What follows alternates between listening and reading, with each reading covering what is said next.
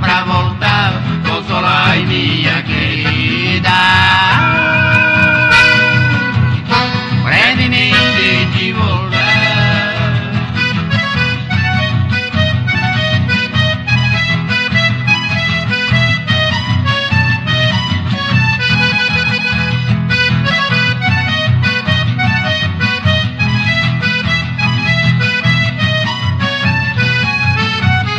Tenho medo de voltar lá pra terra novamente, e o meu bem de grosseira ter murchado para sempre. Ficarei eternamente sofrendo essa tristeza, se não ver meu pé de flor, encanto da natureza. Cantarei alegremente, se eu ver meu pé de flor, embaixo da sua sombra, falarei com meu amor, abraçamos com ternura,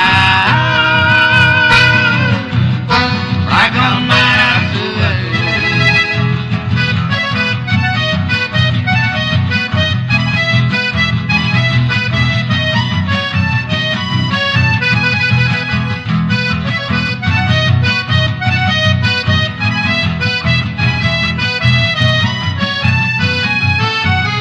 Eu cheguei na minha terra, encontrei os meus amigos, e a minha pobre mãezinha correndo abraçou comigo.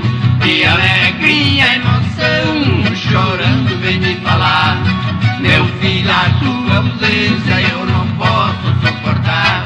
Lá na sombra da roseira encontrei o meu amor, eu cantei alegremente, acalmei a tua dor, minha roseira mimosa.